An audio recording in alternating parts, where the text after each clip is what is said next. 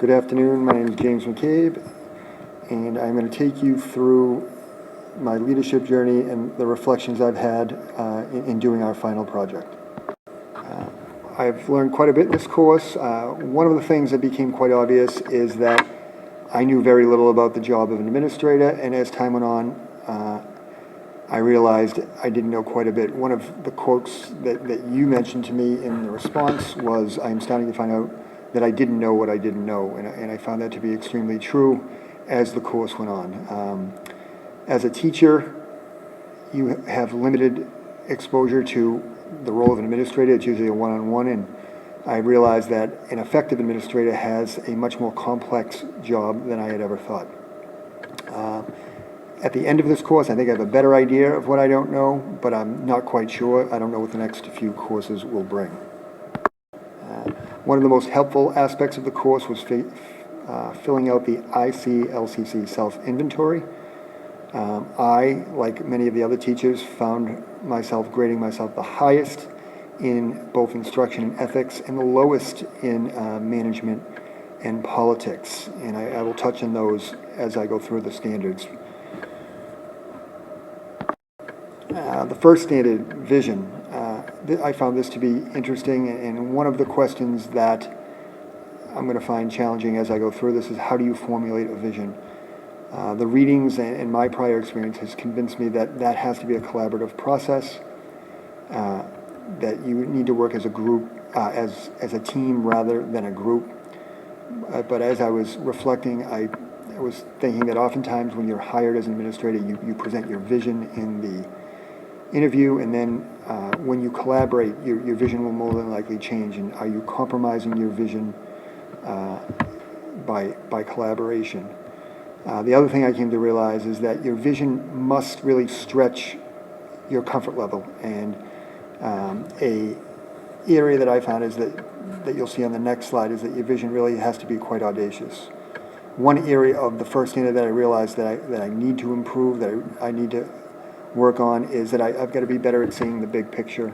Right now, I'm used to just worrying about my classroom and my classes. A leader in a school has to think about a much broader picture than that. This visual and this quote, I think, sum up what I've come to believe about the vision, and that big, hairy, audacious goal is something that may make people uncomfortable, but you're not really going to implement too much change unless your vision is forcing people to be somewhat uncomfortable.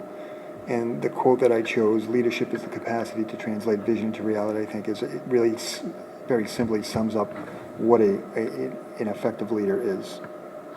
The second standard, learning culture. I really focused on instilling a culture in a school, and I think that's one of the most important things to do, is people need to feel that they are a stakeholder in the process. And one of the ways to do that is you celebrate their victories, big and small.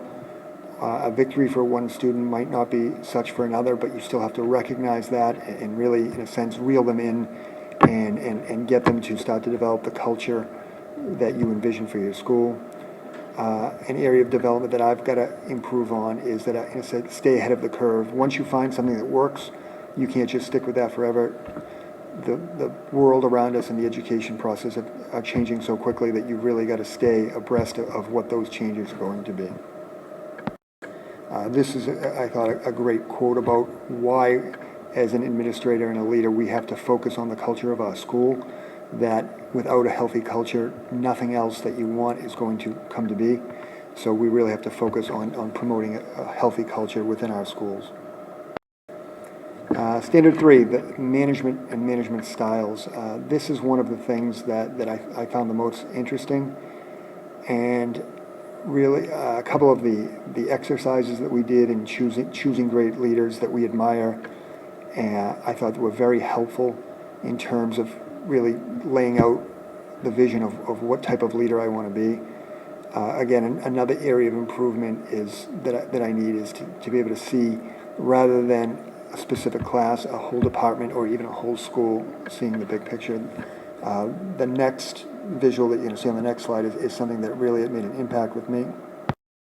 I really like this. I've used it in a couple of different of our assignments, but I think it's extremely effective. The different types of power, I think only the most effective leaders ultimately reach having referent power, and that's something that I'll strive to do. And it's something early on as a leader I think it's difficult to do because you've got to build that trust, but ultimately if you develop that type of power you can be the most effective. Standard 4 is something that I felt extremely weak in, mainly because I lack experience.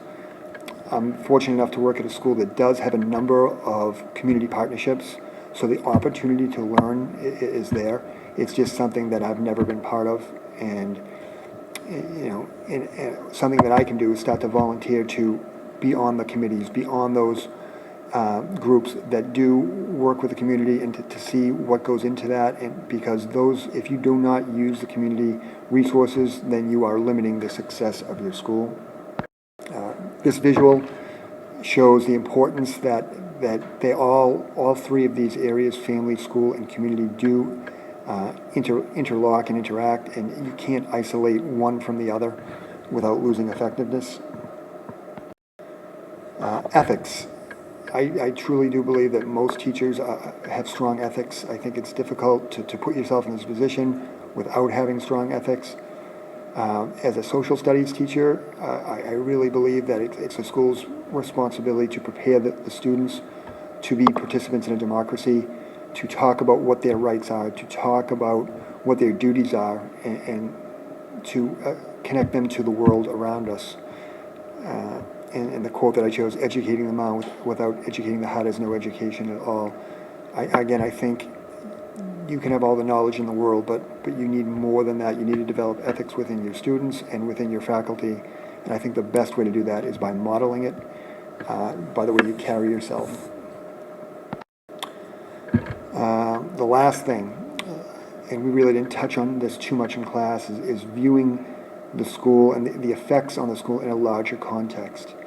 What I mentioned in my reflection paper were some of the things that leaders do have to deal with. One of them is lockdown plans in case of shootings. The other one is student reaction to current events such as those happening in Ferguson, Missouri, and New York City.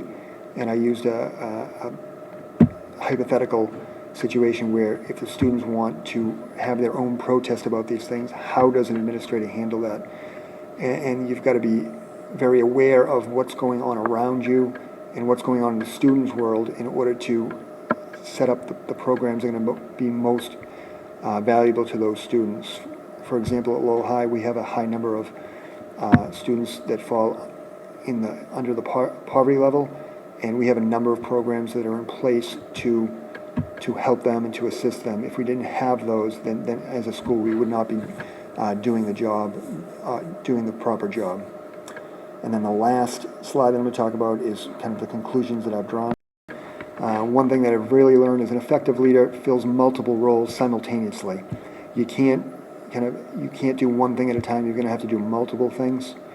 And the thing that I really learned is that there are certain areas that I do have strength in, but there are a number of areas that I need to improve on, and I need to take action if I am going to be an effective leader down the road. Thank you for your assistance in this class, and I do appreciate it.